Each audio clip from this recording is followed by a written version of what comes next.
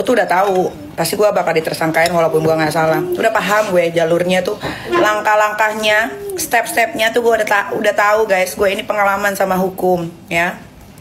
Jadi gue udah tahu pasti gue bakal ditersangkain. Nanti dari tersangka nih, nanti gue dipaksa nih buat ditahan-tahan nih. Udah tahu guys. Jadi gue santai.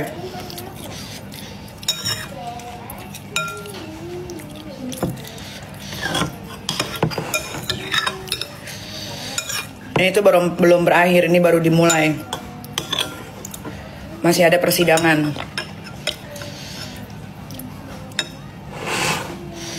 Bukti-bukti dari mereka juga nggak kuat. Tapi nggak tahu deh, kok bisa naik gue tersangka. Jadi gue itu baru dipanggil sekali ke Polda, baru sekali. Kurang dari 2 minggu gue dinaikin jadi tersangka.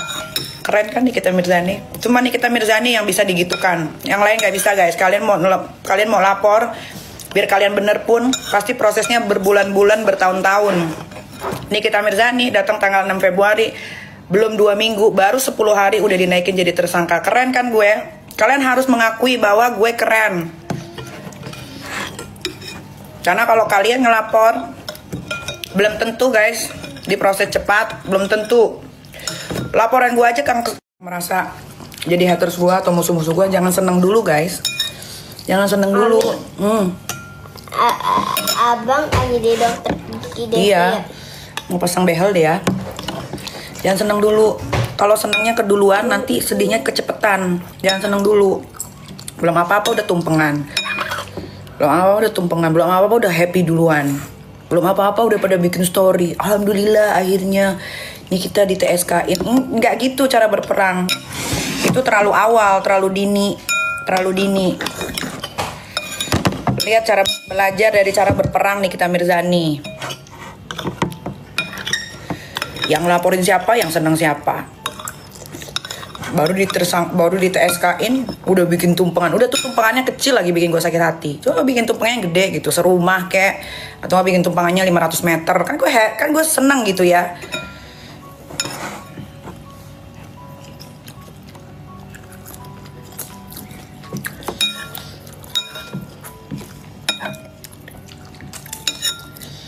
Dah. Pokoknya buat kalian semua, para korban-korban skincare dari geng ular ini, geng abu-abu ini, gengnya Henny Sagara dan lain-lain, jangan kalian takut untuk speak up. Kalian tagin gue aja, nanti gue repost. Bila perlu kalau kalian butuh bantuan hukum, mau melaporkan, gue siap mensupport. Ya, boleh. Jangan takut, gas, pokoknya gas. Kita harus membuat pinter rakyat Indonesia. Siapa lagi yang bikin rakyat Indonesia pinter kalau bukan kita doang. Kalau bukan kita yang punya sosial media yang followersnya banyak. Ya, jangan lagi kalian FOMO. Gak usah kalian beli tuh skincare lagi yang dari si geng-geng ular, geng-geng si abu-abu, gak usah. Ya dia aja gak ada yang pakai skincare sendiri karena mereka tuh tahu betul yang mereka jual itu tidak ada manfaatnya. Lebih banyak mudorotnya, berbahaya. Lo pikir mereka itu pada pakai skincare-nya sendiri? Enggak. Sampai maksa suruh nyebut harga. Tapi dapat 4M, dapat lah. Dia mau nyuap mulut. Gokil, gila, ini bakalan seru banget nih. Karena kan sekarang nih kita jadi tersangka ya guys. Tapi nggak cukup sampai di situ. Bukan itu tandanya bahwa nih kita bersalah, enggak. Jadi tersangka belum tentu bersalah. Nanti kan ada pengadilan dan akan mengeluarkan bukti-bukti dari kedua belah pihak nih. Ya kan? Apakah dari kedua belah pihak ini bukti-bukti dan saksi-saksi yang dikeluarkan nanti di pengadilan akan lebih memberatkan untuk kasus pemerasan atau penyuapan. Nah itu penyuapan, penjebakan ya, dan juga mesti diselidiki semuanya. Kenapa harus membuat jebakan dengan terus menelpon ya? Kalau benar seperti yang katanya Nikita tadi, menelpon. Jadi kalau orang memeras itu kan kita yang ditelepon orang, kita yang diancam. Jadi kita menerima telepon. Biasanya seperti itu kalau pemerasan. Ayo, kalau kamu nggak mau bayar saya akan bla bla bla bla bla bla.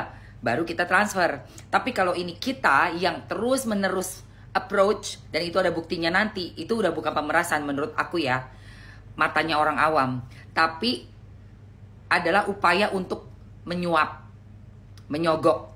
Nah, kenapa harus menyogok? Itu juga harus diselidiki lagi di pengadilan, dikorek lagi. Ada apa dengan bisnisnya, ada apa dengan latar belakangnya sampai harus mencari Nikita Mirzani, ya kan, sampai melalui Mail bertanya soal harga, menawarkan harga, sehingga terjadilah transferan sejumlah 4 miliar tersebut. Jadi aku gak sabar sih nunggu babak berikutnya dari kasus ini. Oke, dan tetap semangat buat Nikmir. Gue tetap percaya sama lu, gue tetap yakin bahwa apa yang lo omong itu benar. Lo nggak yang bohong-bohong atau triki-triki. Emang lo terima uangnya ya karena lo tawarin, ya siapa yang nggak mau 4 miliar. Gue juga ada yang nelfon gue, gue kasih lo 4 miliar ya, hayu buruan transfer. Ya dong, ya kan, secara kan kerjaan kita emang cuap-cuap ya. Tapi pada akhirnya terus lo dilaporin seolah-olah lo yang memeras, itu sih nanti kita buktiin di pengadilan ya teman-teman. Kira-kira menurut kalian mana bukti yang lebih kuat nih? Bukti kasus pemerasan atau penyuapan alias sogok menyogok? Coba komen. Halo Horas, saya advokat Dr. Toga Situmorang. Wow, ada yang mengejutkan kabar terkait Nikita Mirzani telah ditetapkan sebagai tersangka oleh pihak Polda Metro Jaya. Diduga telah terjadi tindak pidana pemerasan dan pengancaman. Itu dikenakan terkait masalah Undang-Undang ITE. Dan kalau menelisik Undang-Undang ITE tentang pengancaman dan pemerasan, itu masuk di ranah pasal 27 Undang-Undang ITE. Nah, di dalam pasal 27 Undang-Undang ITE ini ancamannya itu hampir mencapai 6 tahun. Dan juga disangkutkan terkait pasal 45, yaitu pengancaman melalui daripada elektronik.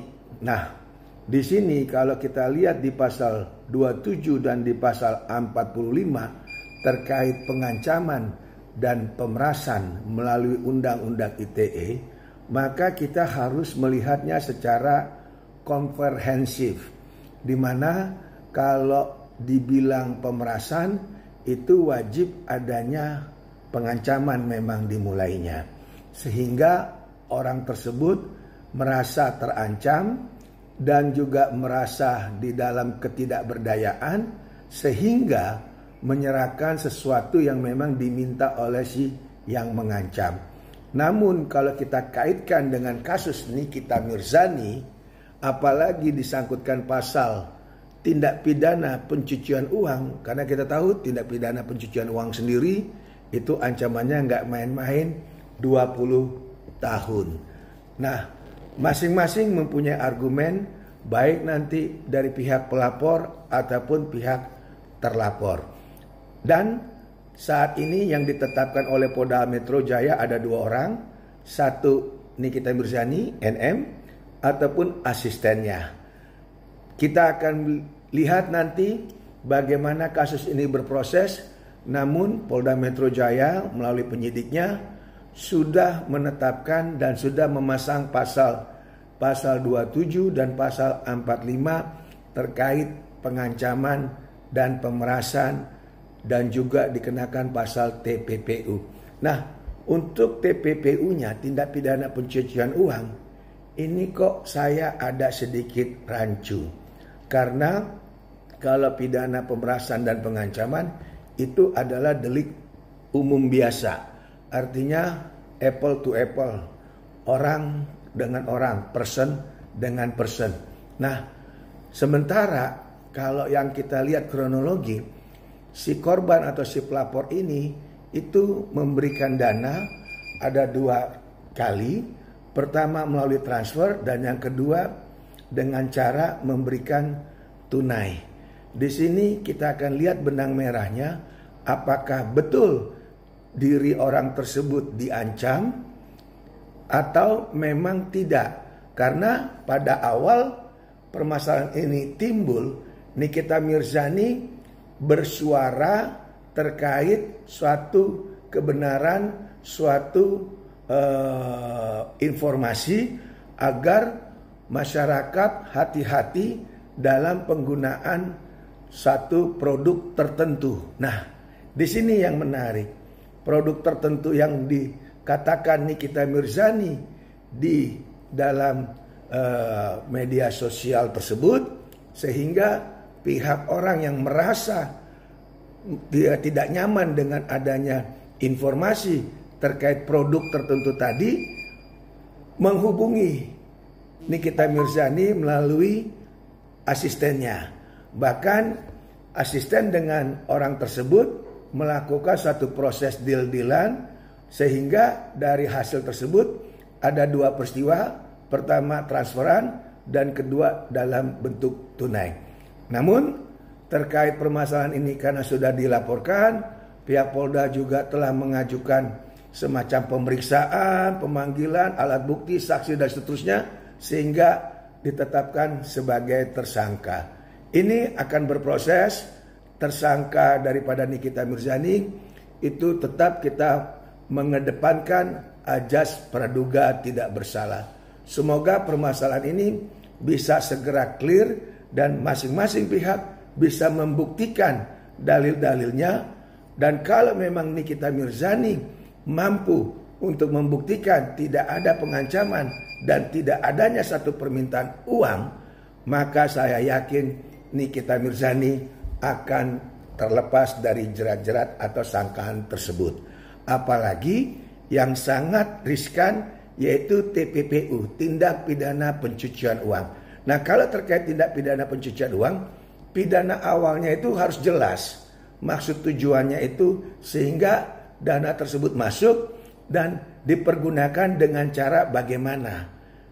Ya, ini yang akan menjadi debatable karena ada TPPU-nya, tindak pidana pencucian uang.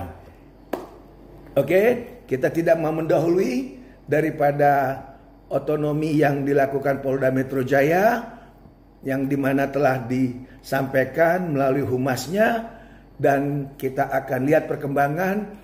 Apakah nanti Nikita Mirzani ke depan bisa membuktikan dalil-dalil bahwa dirinya tidak merasa memeras, tidak merasa meminta sesuatu. Bahkan kan katanya Nikita kan tidak kenal dengan orang tersebut. Yes, untuk Nikita Mirzani tetap semangat. Ini baru awal. Ini akan berproses sampai nanti di pengadilan. Ajas praduga tidak bersalah, presumption of innocence, itu wajib dikedepankan. Jangan menghakimi karena belum ada satu putusan pun vonis yang sudah ingkrah.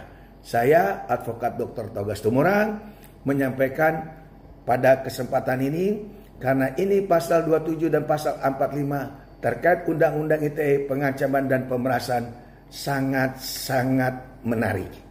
Apalagi kalau dikaitkan tindak pidana pencucian uang. Semangat untuk Nikita Mirzani. Shalom. Tuhan memberkati.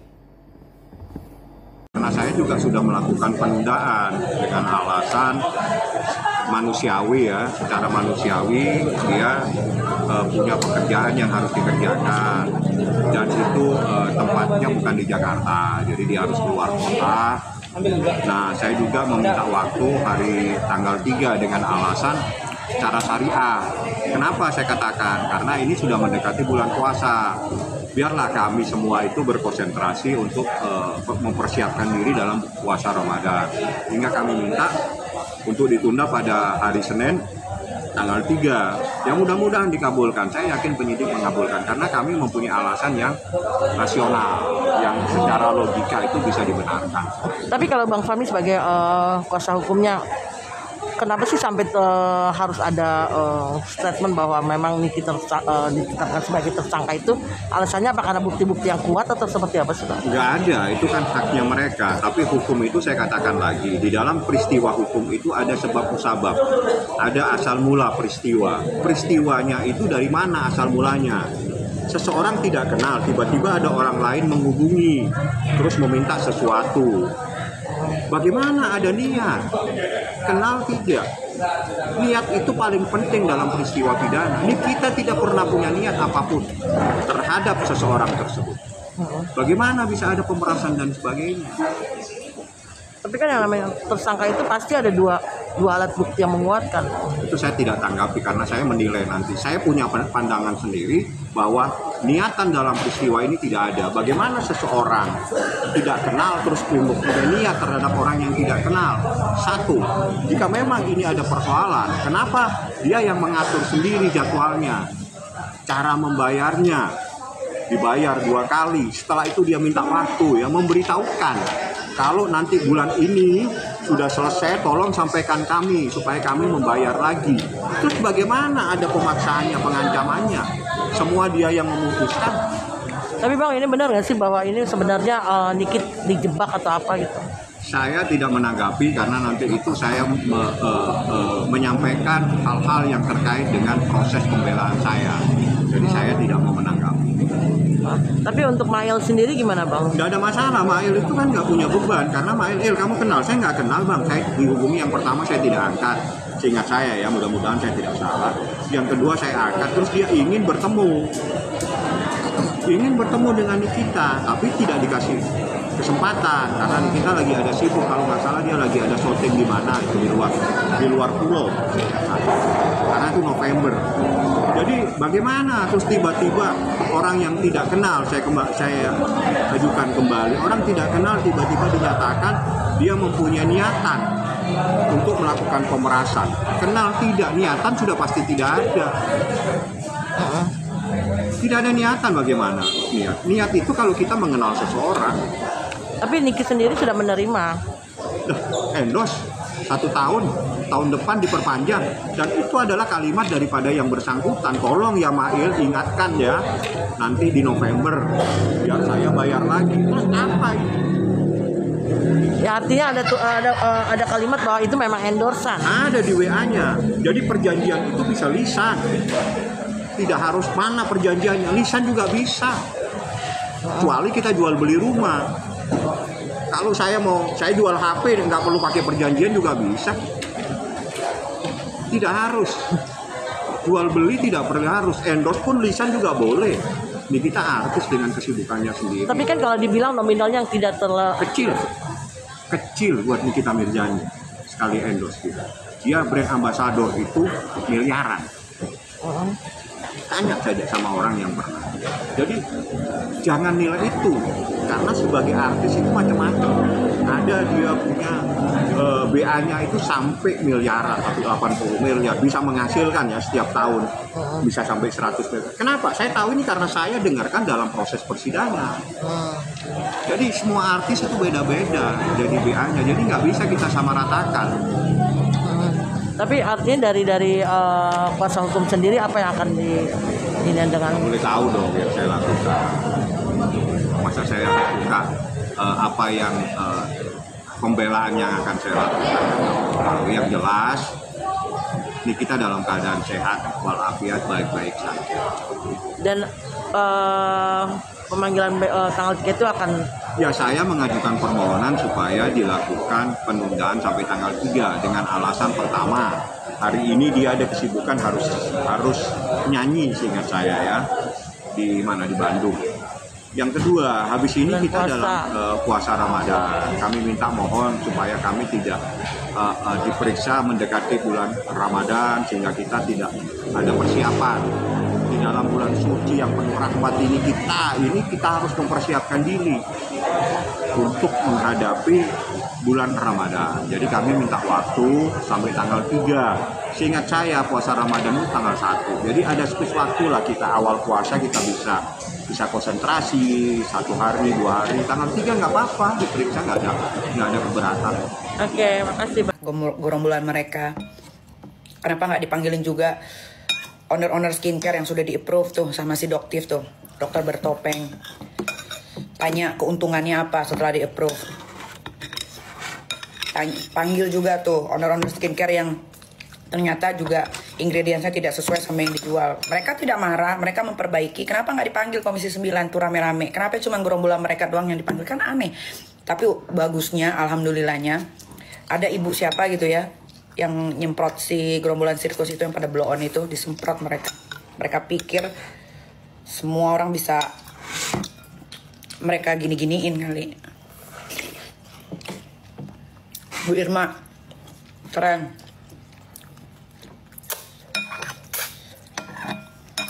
Ini pasti yang masukin gerombolan sirkus ke Komisi 9. Owner skincare yang jelas-jelas menjual skincare overclaim, berbahaya, overpriced, penipuan. Itu pasti atas campur tangannya Uya Kuyuy itu. Uya Kuyuy punya kerjaan. Kalau nggak mungkin tiba-tiba kok ada mereka doang. Itu kan nggak fair. Di mana keadilan sosial bagi seluruh rakyat Indonesia? Harusnya dipanggil semua. Sekorban-korbannya dipanggil. Itu baru keren. Biar dia face to face. Didomprokin tuh. Baru keren.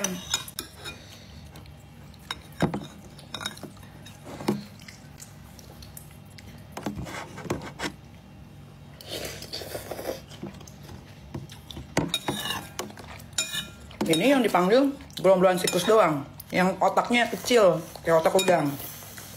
Ngomong aja begini, lihat mukanya si Reza, ngomongnya gini. Kenapa ya muka lu digitu-gituin, muka lu udah jelek, jangan dijelek-jelekin ah. Kalian coba pikir deh, kalian inget-inget. Setelah skincare ini mencuat, tidak ada lagi kan yang flexing-flexing, pada takut mereka. Coba waktu belum skincare ini mencuat. Oh, si Reza itu mau jalan aja dipayungin guys. Kalau kayak udah kayak keranda mayat, lo tau nggak? Keranda mayat dipayungin. Mau panas, mau hujan dipayungin. Baju dipilihin, makan, ada chefnya. Padahal itu bukan chef semua guys, itu yang mayungin dia itu. Ini yang milih-milihin bajunya si Reza Ratu Flexing. Itu tuh adalah karyawan yang ada di kliniknya. Karena kliniknya nggak laku, daripada karyawannya itu nganggur, dijadikanlah seolah-olah dia adalah staff-staff yang ada di rumahnya. Nah yang suka mayungin dia itu bukan ajudan, itu orang biasa, dipakein safari, ya digaji, disuruh mayungin.